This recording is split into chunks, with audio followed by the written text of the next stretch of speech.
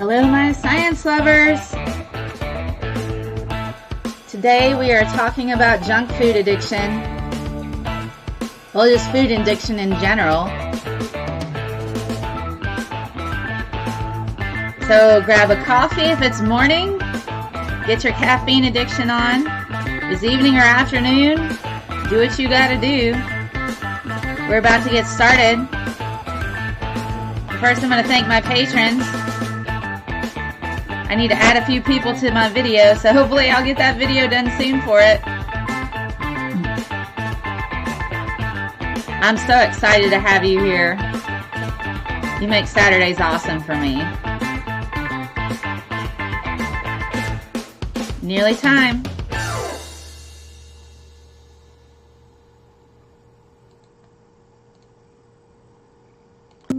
I need to add the Derp State, Mark, Brian. You guys are new patrons, so thank you.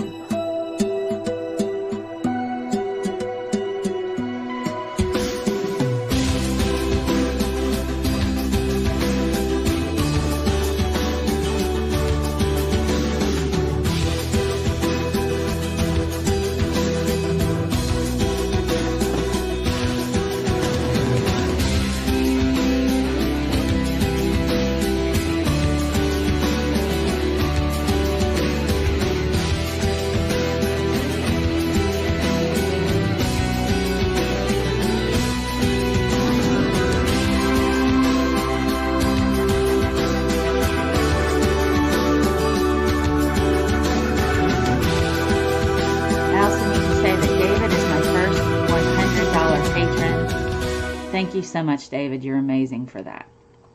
So, let's get this going.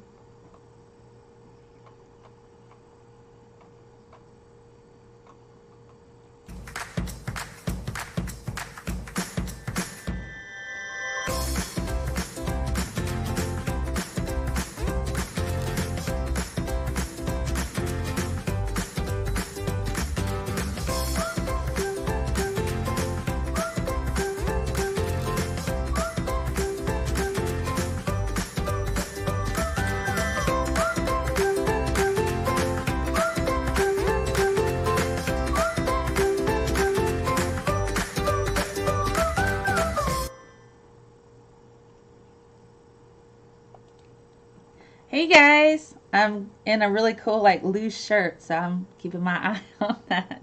How you doing today? This is a pretty awesome awesome thing going on here. I've got a bit of a thing called food addiction. This is what we're talking about. I'm going to take a moment to say thank you for David. He is my first $100 patron. Oh my goodness, so thank you, David. I also want to give a shout out really quickly to Andy, who gave me a $200 super chat last night. Andy's sending me a new computer soon, so I'll have better stuff going on. So, let me get, where did my chat go? That's not it. There's the chat, but that's not my video. Here we go. This is better. You love the theme song. That's awesome. I'm so glad you guys like the theme song. So, what are we going to talk about with junk food addiction? Here we go. I need to like get more organized with the thing. Yeah, no jammies this time. I thought maybe I would not wear my jammies this morning, as I was wearing my jammies last night when we did our scientist sing-along. It was 7,000 followers on Twitter now and over 2,000 subscribers on YouTube. So that's pretty freaking awesome. You guys are amazing for that. So thanks for all of the support. So no jammies at the moment, but it's still kind of lounging around the type of clothes, you know, oversized shirts. It's got some biker shorts on, you know. I dress up super nice for you guys, clearly. What can I say? Hello, Wayne from Canterbury, England. Oh, hello, Stacy. Stacy, are you a future STEMinist? Are you a future scientist in training? So good morning. Well, it's probably afternoon there in Canterbury, England. So hello, Stacy. I'm so glad you guys are here. Yeah, we definitely need coffee. Hey, Doc. Hey, Orla Seraph. And Nana. Yay. And Jimmy's here. Hey, Axel. Axel's a friend of mine from NASA. He's a NASA science ambassador. So he's a pretty cool dude. Go follow him on Twitter. Hey, so we're talking about, yes, addiction is all kinds of things. So this is pretty much what we're going to talk about today. Food addiction, junk food can kind of lead to this. And this is a thing. It used to not be a thing in science, but it is now. Hey, Andrew. So what is it? We're going to talk about what it is. There are variances to that. And so it's important to note that some people might conflate certain eating disorders with food addiction. And that's not necessarily the same thing. How does it happen? What goes on in your brain? How can you get addicted to junk food? You know? And how can it be overcome? That's a tricky thing there. So we're going to talk about all of these different things today. So essentially, this is the breakdown. This is what we got. So I'm going to slide you guys over here for a second. All right. So this is what we got here. Processed foods have really high fat and sugar content. This actually affects the reward system of your brain. So over time, you require more food in order to feel that reward. But eventually, at some point in time, you just don't get that reward. This can contribute to weight gain and health problems, as well as withdrawal symptoms when you stop eating the junk food. Guys, so people who are addicted to food, man, it's like drugs. So it's really important that we kind of have a bit more sympathetic towards those individuals who have junk food addiction or food addiction in general. So I'm going to kind of talk a little bit about this today. Somebody's having dumplings. I'm 15 minutes away from ordering dumplings. Oh my goodness. Well, dumplings may not be a thing. So here we got this thing going on here. Junk food. My daughter's solution, removal of 80% of her stomach. Well, it's interesting that you say that. They've done studies on people with bariatric surgery and how their brain scans are similar to that of people who are addicted to drugs. And so they look at that. I don't do junk food. It messes with my girlish light figure. I'm sorry. So highly processed foods. It's high fat, high sugar. It rewards your brain and fires off those pleasure centers. So it makes you want to eat more. And you repeat this, you gain what's called an addiction. So it's not anything that it's like super, hey, yay, I'm addicted to junk food. So here, boom, there you guys are. Chinese pork with sweet chili sauce. I haven't had breakfast yet. Bad ScientistMel. I have not had breakfast yet. I literally woke up. I did give me some coffee, so guys, hey look. May the 4th be with you today. And it's free comic book day, coincidentally. I have somebody currently at the comic book store because normally I go, but that's okay. I'm here with you guys. Somebody's getting my free comics for me. Yeah. So, let's talk about this. This can be, this is a pretty hefty thing. So what I want to say, before I get started, I want to first say this. I will not body shame anyone or shame people for what they eat. This is not what I do here, and I don't allow that on my channel. People are doing the best they can with what they've got, and that is how I see things. What I am going to do is inform on how it is people can get addicted to junk food. I am not making a moral judgment, and I will not judge anyone for eating junk food. Your body, your rules. I respect that. My only stance is when people make decisions that hurt others. With that said, let's discuss this. So, I want to just put that out there because there are people who actually have trauma associated with food, and they have body image issues, and they have anxiety and depression associated with that. So I am not gonna body shame anyone, and I would never do that. Your body, your rules, and that's how I feel. So I'm having pizza for breakfast. You know, I could have pizza for breakfast. I'm trying to eat a bit healthier, and I'll talk a little bit of anecdotal stuff. Don't take away our bacon. Bacon! Yes, I do like bacon. So let's talk about junk food. Junk food, due to its highly processed nature, fires off the mesolimbic system in the brain that releases dopamine. This can also affect the serotonin portion of the brain. So I'm going to show you what that looks like in a second. The feel-good neurotransmitter, dopamine, serotonin, right? If junk food is indulged in at large amounts over a period of time, the brain develops a tolerance. Food addiction literally changes your brain. So what it does is it trains your brain to want more of this junk food feeling.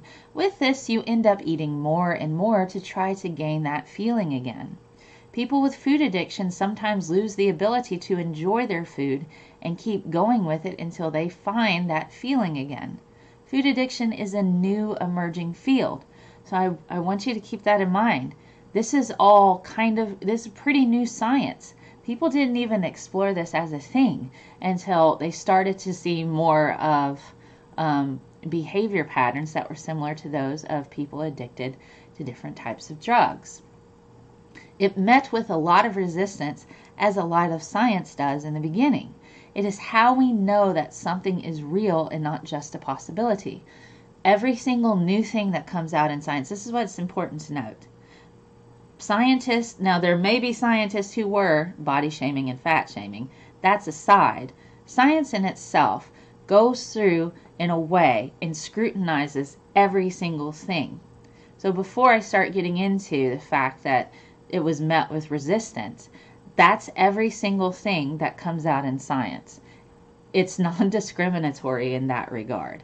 Any new idea that challenges societal notions or challenges anything that we've thought of in the past is going to be met with resistance. And how you counter that is with evidence. So, around 2009, and certainly even earlier, the term food addiction was under fire. Since then, science has made leaps and bounds in food addiction science, showing not only the behavioral aspects of food addiction, but what it does to your brain to make you want it more.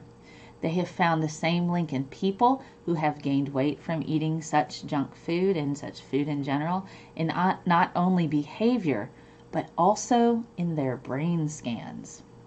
So this is something that's pretty interesting and important in that. So let me catch up on the chat really quickly. Sugar and salt, yes. Can I make an immoral judgment? My body doesn't seem to want to follow the rules. Oh, goodness. Don't body shame yourself. Nah. Don't do that. N-A. I have a jar of bacon jelly in the fridge. You put it on toast. It's weird. Yeah, pizza is good for breakfast. You know, it can be. If I eat pizza, I tend to go with better options for it, like a thinner crust. I pick, if there's like extra cheese, no, I just do regular cheese, thinner crust. I go with the tomato sauce instead of the white sauce, like the Alfredo sauce.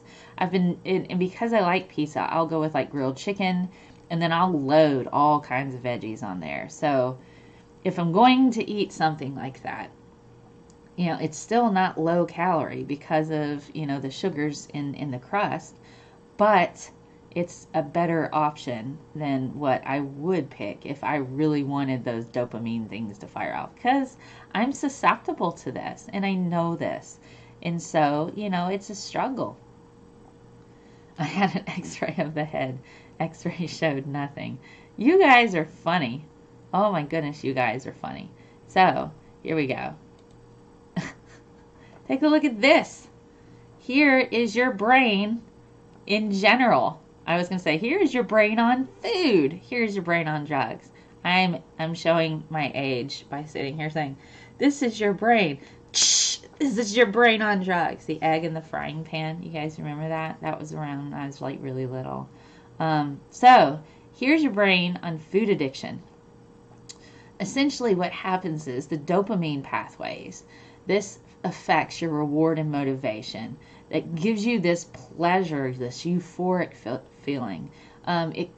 Whether or not it affects motor function in regard to food addiction, the jury's still out on that, but it still can increase compulsion to where you keep eating and you can't stop. And these particular pathways are connected to your serotonin pathways. And so what you see here with the red lines, that's the serotonin pathways. And with the blue lines, that's the dopamine. So anywhere where you see red, those are the different structures that are associated with serotonin. And where you see blue, those are the structures associated with dopamine. Can a food addiction be positive? I mean, after my resident health issues, I lost a lot of weight but developed a temporary addiction to drinking Coke until I put most of it back on. See, it's a delicate fine line if you're needing to gain weight, and you were having issues with that. I think as long as you're under counsel with your doctors, that's what you've got to kind of keep in mind. I used to eat a frozen pizza every night to help with the previous job. I see. Huh. Well, that's interesting. The power of bacon compels me. I understand the love of bacon. Out here, they have something particularly evil. Maple bacon cupcakes. And they essentially brown sugar bacon. This brown sugared bacon where it's caramelized on the outside. All that high salt, sugar, and fat in a tasty little crispy thing. It's amazing. I had it one time and I'm like, yeah, I can never do this again. No. And I don't need to learn how to make it because I'm really good at cooking. So no, none of that for me. Because it gives me the tingles. I get the tingles. I feel that reward and that pleasure from eating certain foods. So I know I can easily get addicted to certain types of foods. But that's where knowledge about yourself and self-awareness is extremely important. So if you feel, and it's down to the individual, it's up to you how you feel about things because everybody's different. So here, this is your brain on bacon. On sugar-coated, brown sugar caramelized bacon that I had. Everything, it feels like little tingles all over your head. Coincidentally, when I run really hard, I get the same kind of feeling. But there's science for that too, with the runner's high is a real thing. So I could get the same feelings from this if I go and exercise. But I've been kind of super exhausted for various personal reasons. But I'm moving back that way. I'm steadily shifting to where I'm getting to where I'm, and I'll talk a bit more about how you can do that if that's something that works for you. Always extra cheese. So, just like in drug addiction, so getting back on topic, just like in drug addiction, food addiction can affect the different reward systems in the brain in multiple structures. It can alter them so you develop a tolerance. The high intake of processed foods affects the delicate balance not only among the dopamine center, but also the serotonin. So when you take away the junk food, all of the structures affected by the higher dopamine release and all of those structures that were affected by the higher dopamine release, you start to experience withdrawal symptoms. You can experience withdrawal from stopping intake of junk food. So that's something that you got to kind of keep in mind. So you get that feeling. Oh, you get that feeling from your first bite of a perfectly cooked steak. I'll talk about a little experiment I did, and you can try this at home and see how you do with it. So it's important to kind of note that. So when I was figuring this out, when I was going through and grabbing everything that I could find, because I already know a bit about food addiction. I already have some knowledge of addiction in general from what I've done in previous shows. But There's so much information now about food addiction that I went down this rabbit hole looking at all of the connections between that and drug addiction. Brain scans of people who are addicted to food look exactly like brain scans of people who are addicted to drugs. Now, on a personal note, I mentioned this, I easily can be addicted to food. I tried an experiment once and took away the junk food. I did. I used to eat, I really liked certain type of nachos from Taco Bell. I really, really did. So I stopped eating fast food for a bit. I felt icky, I felt moody, and I was sluggish. I also noticed after about 6 months of not eating fast food, the moment that I ate some nachos, I felt tingles all over my body. I know how food affects me. Food addiction, and keep in mind, food addiction is not exclusive to people of size. People of smaller size can struggle with that as well. However, the genetics involving those who are of a smaller size and addicted to food, they have a higher metabolism. This is genetically based. Those are genes. But they certainly are not immune to the effects on the brain. My point, junk food addiction is not exclusive to people of size, and no one should be shamed for this, right? So there are various eating disorders. There are various eating disorders, I'm checking up on the chat while I'm doing this, which may or may not have a link to food addiction. Binge eating disorder, also known as BED, is not the same as food addiction. It is a compulsory thing where people binge about once a week for months, but then they stop. However, binge eating disorder and food addiction are not mutually exclusive. Overeating in general can be different than food addiction. So if a person feels like they are addicted to food, the best course of action is to first contact your doctor. And if you feel like you're addicted to food and you want to change, I need to preempt all of this with that. If you are happy, don't worry about it. If you feel like it's a problem, first contact your doctor. Look into psychologists who work with addiction, particularly those who understand, who are also possibly dietitians. Now it's important to know, dietitians are not the same as nutritionists. Dietitians have certification through the U.S. They are actually certified. Nutritionists don't have to be. So if you look for a nutritionist, make certain that they are certified through the appropriate boards as the same way as dietitians. They can also be psychologists that are certified dietitians. So look for those individuals because they will be familiar with food addiction. Also, consider psychiatrists to help with possible medications to break the addictive cycle, particularly if you already suffer other types of anxiety or mental illness. And look to other healthy activities that might be able to give you that high again, but not necessarily connected with food. Now, it's important to note your intake, as many people who are addicted to food, junk food, lose the ability to control themselves. They lack the ability to stop. They keep going. Your brain, in this case, is now wired to make you mentally need this type of food. This is not an easy thing to fight against. This is also why a therapist is important in breaking this cycle. It is an active struggle. You have to force yourself to not indulge in this food with your brain screaming at you to do it.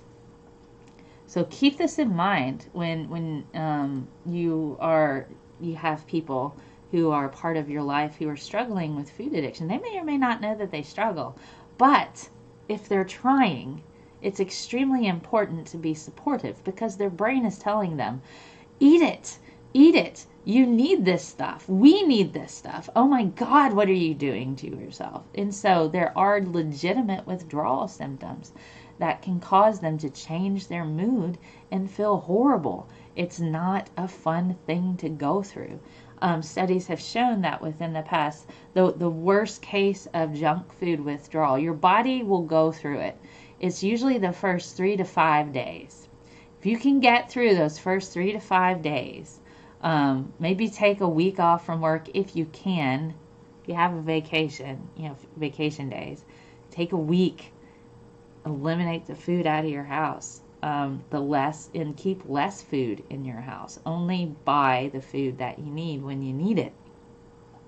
So if you don't have the food in your house, it's harder to get, and it takes more of an effort to get in your car and go and grab said food. But that you can make a conscious effort, like, what am I doing? So there's things like that to consider. Good morning, everybody. Let me catch up on the chat. I didn't drink beer or soda for 2 years, only water. I felt invincible.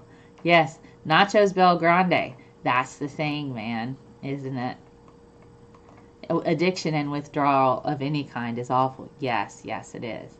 But I kind of want to point out the fact that people who have food addiction, and particularly junk food addiction, because that can kind of lead into the food addiction, they suffer horrible withdrawal symptoms. Now, they're going to be slightly different than somebody who's coming off of cocaine or heroin or something like that. I get that. But the same mechanisms are there in the brain. And to be fair, some say, well, you can still have food in your life and it not kill you like cocaine or heroin. Yeah, but you also have a McDonald's almost on every other corner. You also have, Krispy Kreme, donuts, high sugar stuff. You can't very well walk into a McDonald's and say, give me a bag of heroin. But you can certainly do that with other food items there.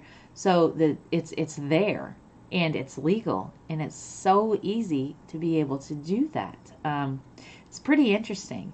After there were people that were suing McDonald's for contributing to their food addiction, and it caused them to gain so much weight they developed health conditions. Shortly after that, the United States passed laws to where you cannot sue fast food corporations for weight gain or anything associated with any health problems. That was legislation that came out. So you can't sue fast food companies for contributing to your food addiction because they feel like you should know better. So there you go. The government does not have your back on that.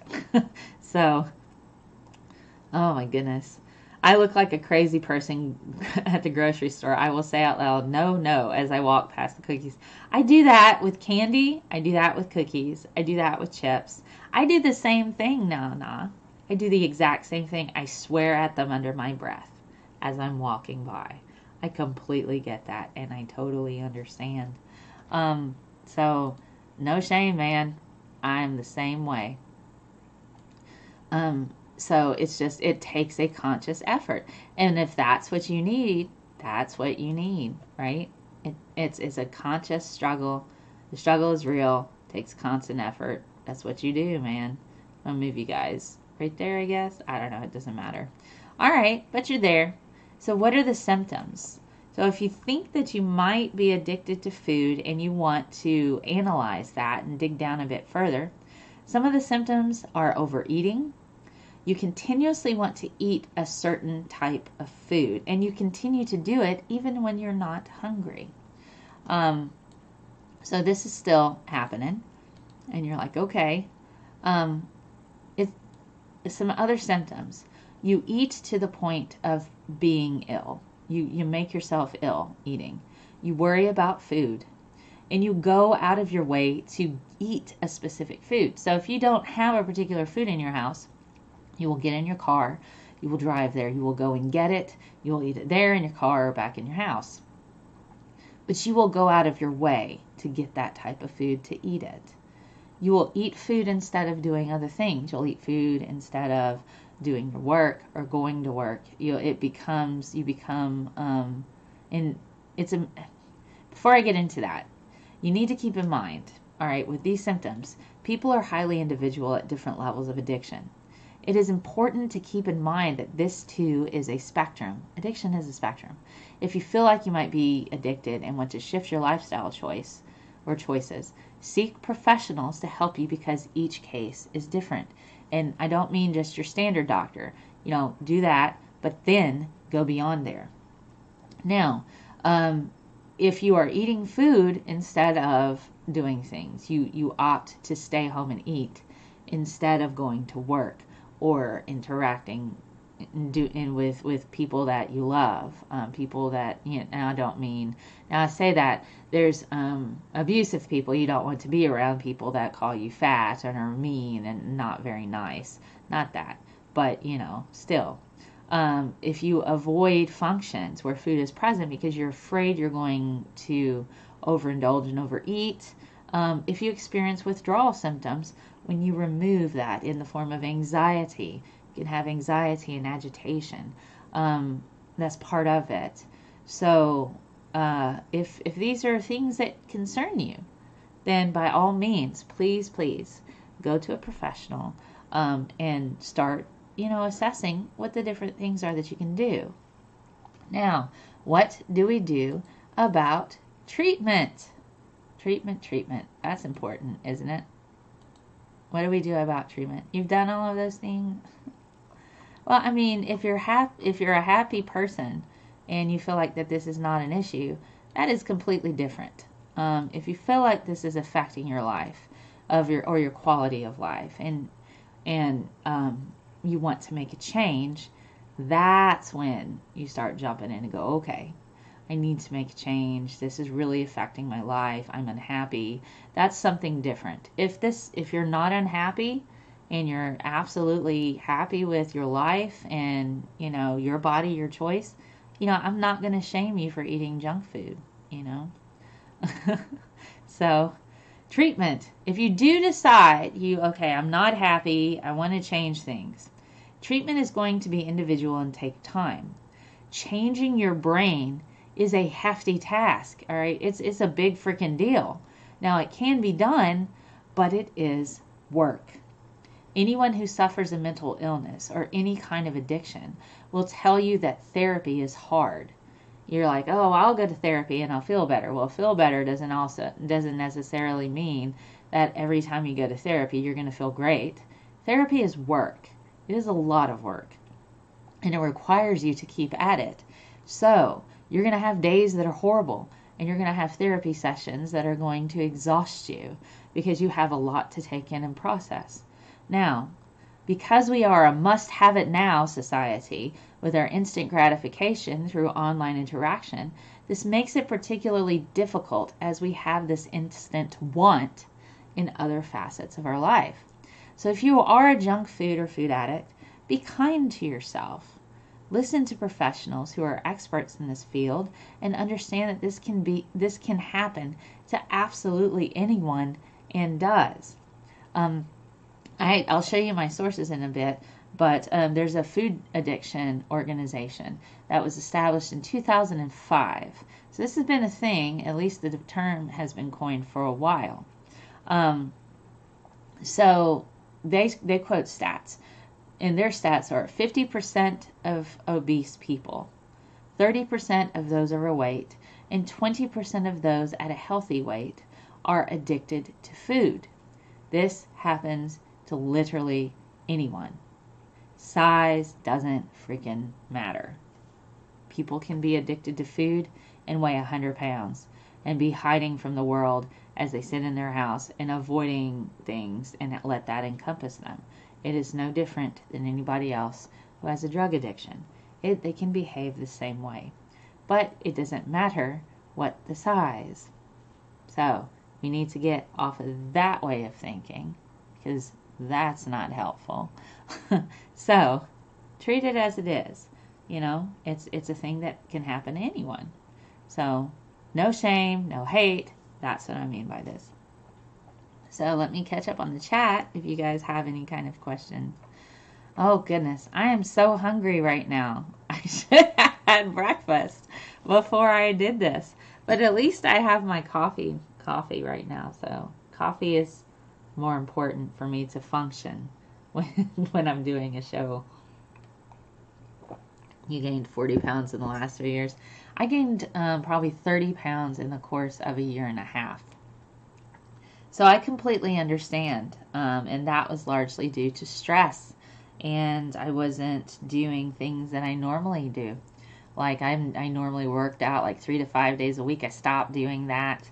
Stress overcame me, and now I'm trying to move back to the healthier lifestyle that I had, because I felt better then.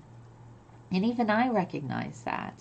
And so, but it's hard, I have to rewire my brain a little bit and go, okay, can't do this. I have to do this now. So, it's what you got to do sometimes, but hey, it's all right. Would those signs of addiction apply in other areas of life to other things? Yes. I actually did an episode on social media addiction. Social media, you can get addicted to that in gaming as well. Gamer addiction, like spending long times on the computer. That's actually in the DSM-5 now as a potential mental thing and a potential addiction. So we're moving towards that as well. Now I drink my coffee black, no sugar. So you can actually be addicted.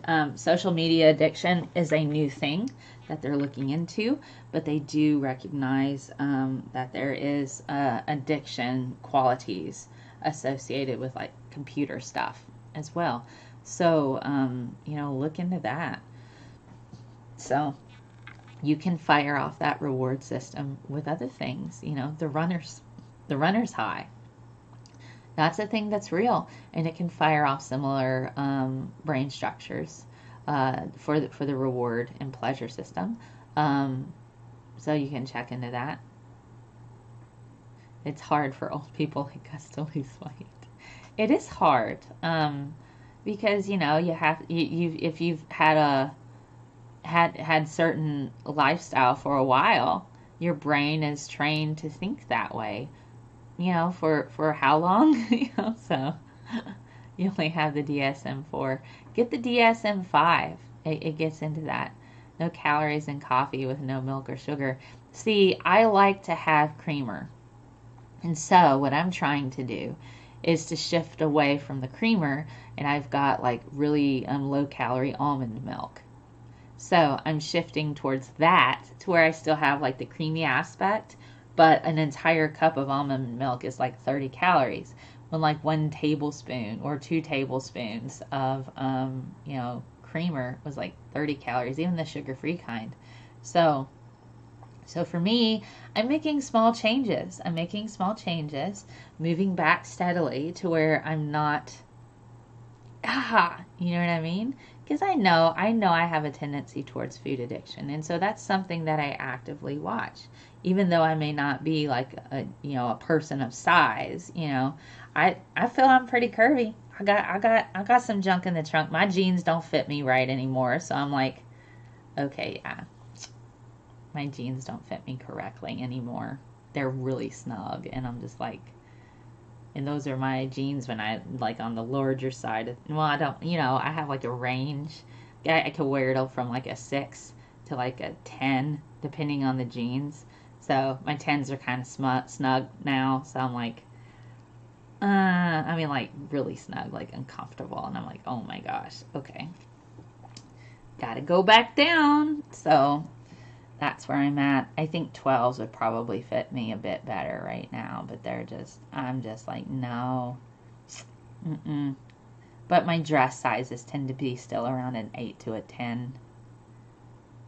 But women's sizes are weird, and that doesn't do much for my body image anyway, because women, it's just, I'll have a little rant about that and I'll leave it. Women's clothing sizes are absolutely ridiculous. They're absolutely ridiculous. And so in one store, I could wear a 6 when I was like working out 5 days a week.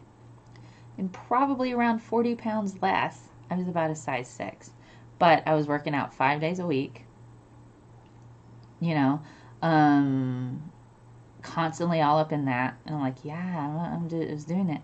But then, even as a size 6, I was a size 8 at other stores. And then I was like, okay, and then I was like, all right. So now I'm like around a 10. But see, the way that I carry weight, it's distributed all over. So I could gain some weight, but not change much in dress size. So to me, it all evens out. I still have a figure 8. My waist is 12 inches smaller than my chest or hips, and my chest and hips are the same size. It's always that way. I just gain it all over. So it's kind of strange, you know. Yeah, so, you know, I'm just like, so I'm at the point to where I feel a bit less overwhelmed with other things in my life, and I'm like, okay, now I can focus on getting back to my health goals.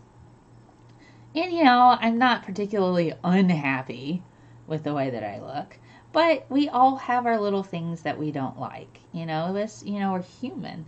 So, you know, I'm changing things small, changing little small things over time.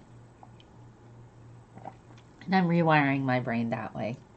And if I want to get those highs, I've got to go to the gym. So I've got to go to the gym because I do actually get a high from working out. It's just getting to the gym and forcing myself to go through all of that to get the high. Now, once I start getting that high, then I'm like, I got to work out 5 days a week. And then, you know, so that I got to be careful with because I know that's a thing as well for me. So I can actually get addicted to the gym, and I have. But that wasn't necessarily healthy either. So I've got to go, okay, what's good for me? So that's the entire point of all of this. You have to know how your body works. And that just takes you playing around with stuff, which can be extremely annoying. Because for me, I tried intermittent fasting for about 2 weeks. Didn't do a thing. And all I found out was that my largest meals were in the evening, and that's not helping me. I can't eat a lot at night and then go to sleep, even if I'm fasting most of the day. That's not going to work with me. So I have to shift that and change that, and just, you know, that's just how I am. So I have to kind of reconfigure what's going on with me. And that's really, really, really, really what it takes.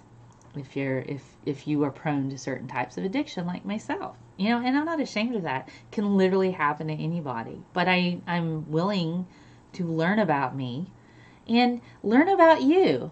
Spend some time learning about you. Intermittent fasting. Intermittent fasting is where you only eat for 8 hours, and that's it. So I would only eat from 12 to 8. At the rest of the time, I wouldn't eat. But I found that even with that, because then that leaves 16 hours of not eating, to where you're fasting during that time, that wasn't working for me. That's what intermittent fasting is. So I was trying that.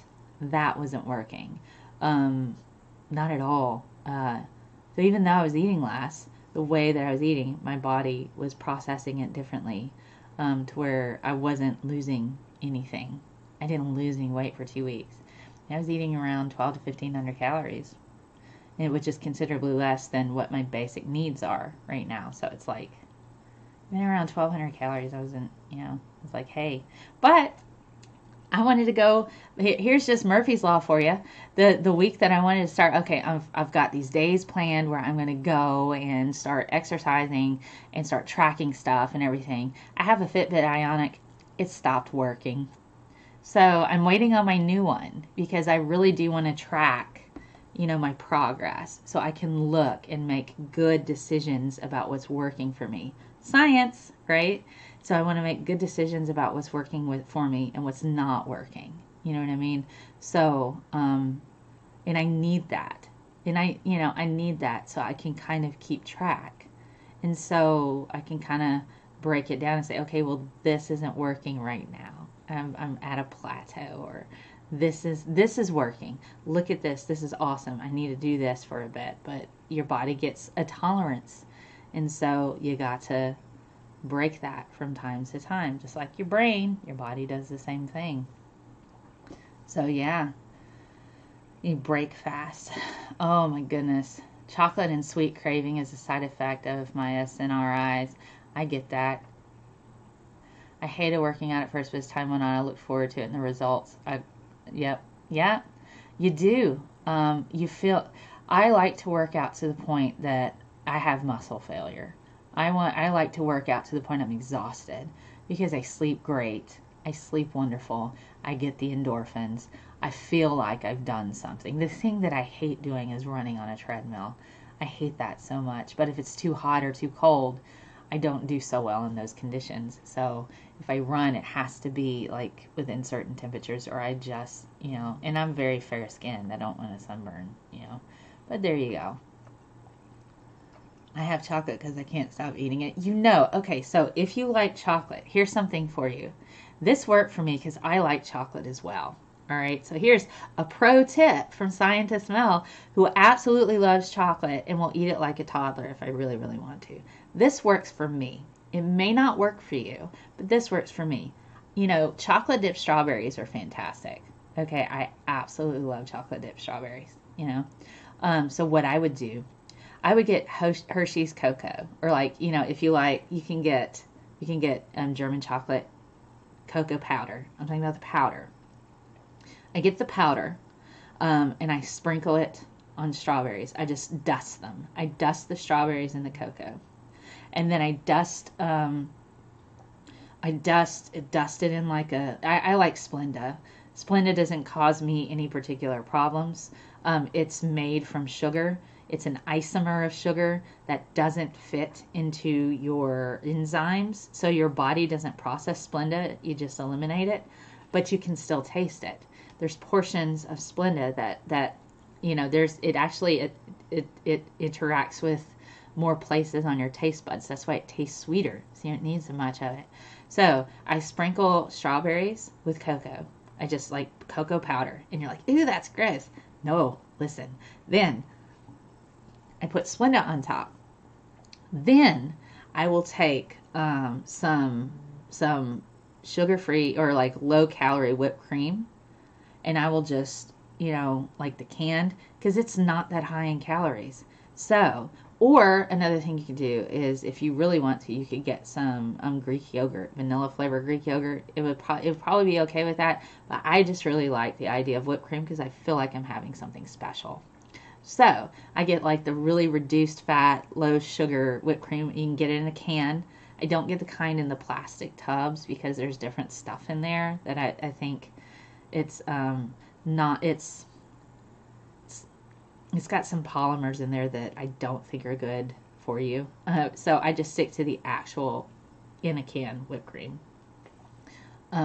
So because your body, it'll break that down a bit easier. And then I'll spray it on there. And then I'll eat that, and it feels like I'm eating something super freaking sweet, and I get my cocoa fix just like that. And it allows me to feel like I'm having some chocolate, but then I'm getting some fiber. And berries are fantastic fruits. They are super loaded with all kinds of vitamins. They're not high in sugar. They're not super high in sugar like you would see with oranges or apples, but they're still really, really good for you. So it feels like you're eating chocolate covered things, but in a ice creamy kind of way. And that's when if you don't like Splenda, man, don't do it. You might can find maybe stevia or something else, something else that suits you. Let's see. I'm catching up. I used to love the treadmill, watch TV, or listen to music and zone out. Yeah, I like zoning out. Zoning out feels good. Let's see. Thunderfoot is so politically dumb because if he wasn't, he has made a lot of tracking spreadsheets. You could collab with him for fitness, but alas, he's not good politically. I'm weird. Splenda has a soap-like aftertaste, and it can affect people differently. The only junk food I eat besides bacon is sour worm gummies. Splenda is gross. You don't, and if something else works for you, that's nice. And if it doesn't, that's okay too. But that's why it's important to find out what works for you. You know, but I don't know that I know about Thunderfoot, but that's okay. So let me show you guys what we've kind of talked about today. In case you just joined us, you can always go back and check out what we've done. We've talked about what food addiction, particularly junk food, does to your brain. What it is, what are the variances, how does it relate, if at all, to binge eating disorder and overeating in general. How does it happen? We've talked about the different parts of the brain that it affects and how it can actually become an addiction. And we've talked a little bit about how it can be overcome. But the essential breakdown is this. Just kind of wrapping up this portion. The essential breakdown is that processed foods have high fat and sugar, and it affects the reward and pleasure centers of the brain to where it kind of fires off like that. It requires more food over time to feel this type of reward. And so this can contribute to weight gain and thus health problems associated with that. Withdrawal symptoms occur when you stop. It's pretty, it can be pretty bad. Bad-tempered badgers just made a new channel exclusively for science videos. Oh my goodness. So I'm going to take a moment to show you my sources really quickly. So here's the big monitor. I'm going to kind of go through these. I think I've dealt primarily with the website issues for some reason since I started here. Let me just do this really quickly. Before I go through the sources, I have had issues with my website. And I've been in regular communication, actively telling them to get it together, or I'm going to be just like, anywho, I'm going to upload. I'm behind on uploading all of my slides, but ScientistMel.com is where you can find all of that. Let's see. Why do burgers from the fast food places leave an aftertaste for me that tastes like plastic? They're highly processed foods, and there's so many preservatives in there. Maybe that contributes a bit to that. All right, so take a look at this. There is so much information on NIH. There's so much information. You can kind of start if you want to kind of get to see, WebMD, that's a good starting point. And Psychology Today is a good starting point, but that's not where the science is. It just kind of is a breakdown of stuff. But NIH has so many articles. I went down that rabbit hole.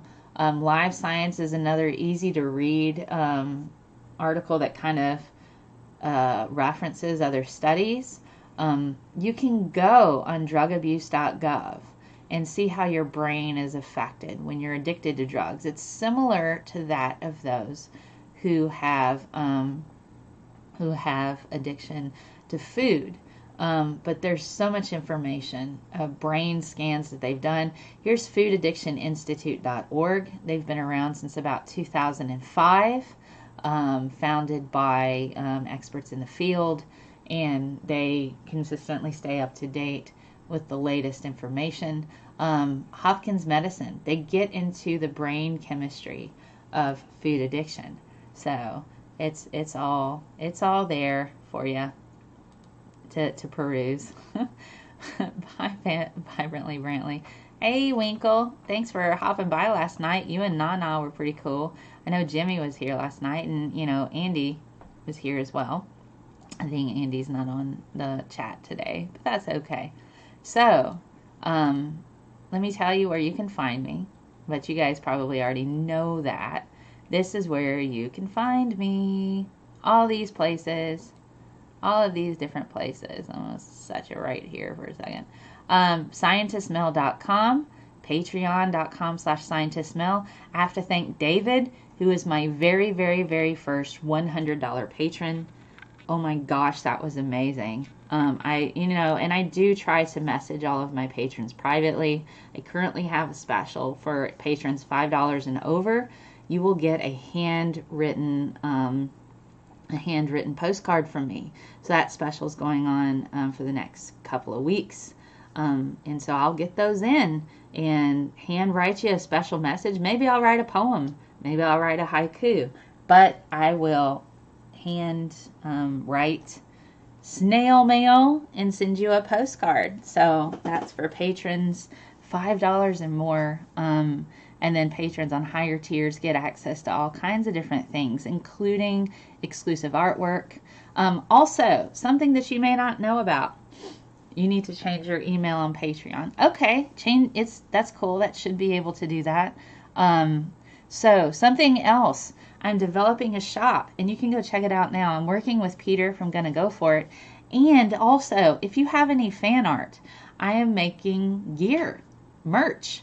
And there's a whole section of the merch called Blocked By, where people who have bad behavior on the internet by blocking you for, whatever reason, and they particularly have problematic views and are a little bit not very nice, I have a whole section on ScientistMel.com on my shop called Blocked By, where I'll take the really not nice things that they say and do and make merchandise out of it into t-shirts, coffee mugs, all sorts of things, and all of the proceeds from those particular items will go to a particular charity, science research, or activists. So currently, I've actually been blocked by PETA, so I have a whole bunch of stuff about Blocked by PETA where all of the proceeds are donated to the World Wildlife Foundation.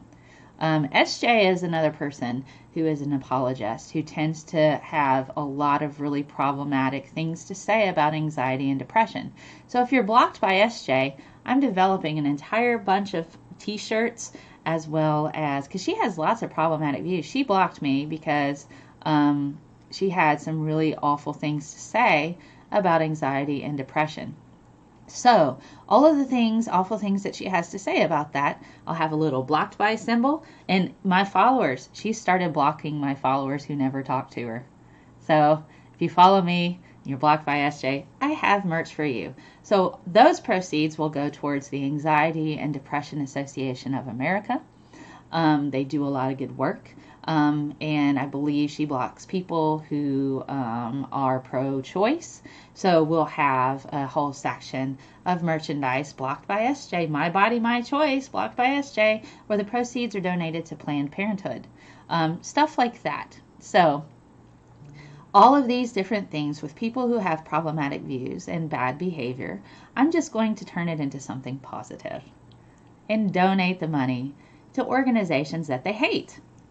Organizations that do good work and are on the front lines of actually helping people with real things. So that's what I plan to do with that entire series. I'm going to branch out into Deepak Chopra. We'll be branching into David Avocado Wolf. Goop, we'll have a whole series just for Goop about being blocked by different individuals. I might even do Ken Ham stuff. So, why not? And then we'll have proceeds donated to organizations that counter these problematic views by oppressive ideology, that are not helpful. So maybe Blocked by Anti-Vaxxers will have money that's donated towards finding vaccines to different things that we don't have vaccines for, cancer vaccines and possibly even HIV. Now we do have HPV vaccine. We know that particular virus causes cervical cancer. So things like that. So that is the whole point of that section on ScientistMel.com/shop. I have other merchandise there that's all inspired by what I do here. So if you want to support me in that way, that's helpful. You can hop on Patreon. I also have a paypal.me/ScientistMel. Do one-time donation there or here in Super Chats.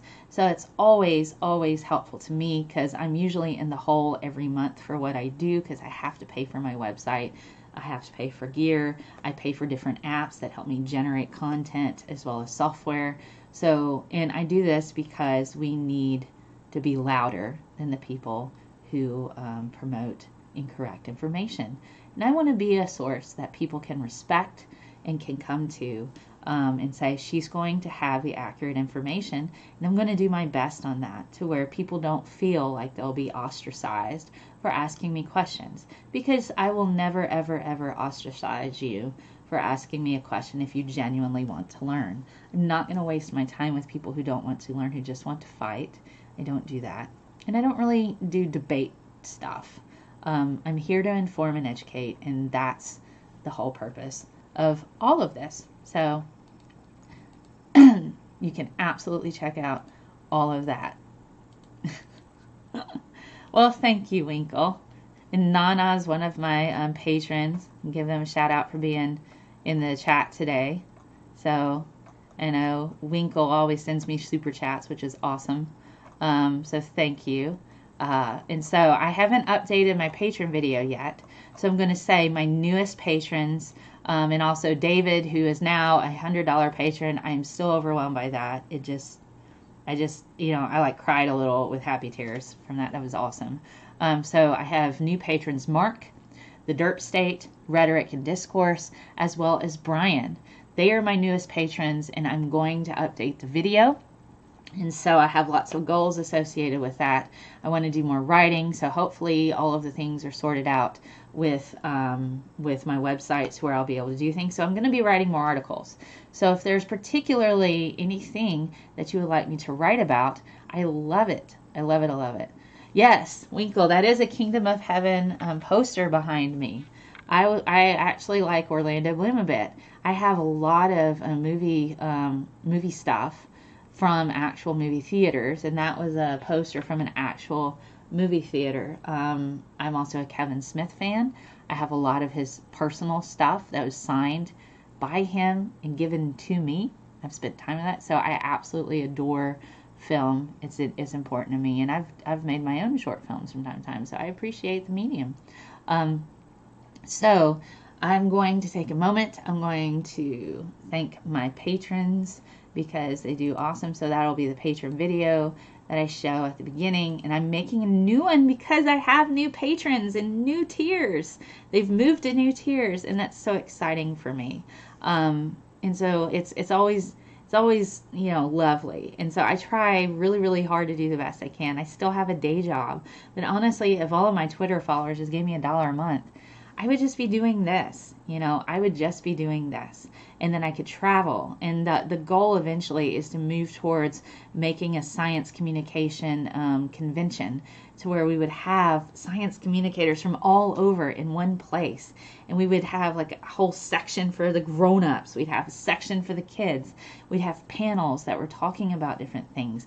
Bring in even maybe some celebrities, and even have like different musical groups that are nerdy and love science to come out and perform. That's the goal. And I know that's a big goal and that's a big dream, but why not have a SciComm convention that's like, Comic-Con, except for science? So, yeah. So, thank you guys for being here. This has been the science of junk food addiction. So, there you go. Junk food addiction. The science of all of that. And that happened today. And if you missed it, it's still there for you to watch later. So I will end with Mr. Rogers, because I love Mr. Rogers. You always make each day special for me. You know how? By just your being you.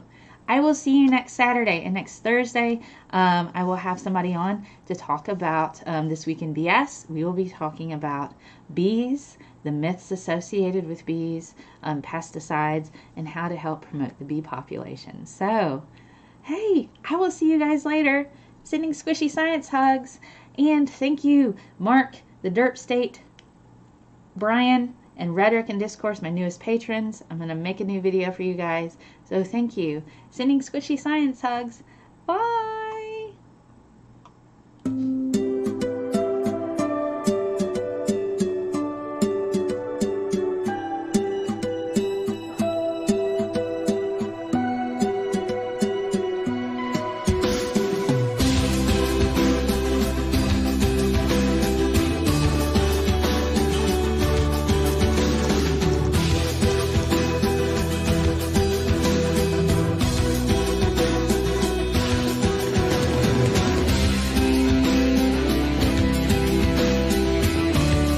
David, who doesn't like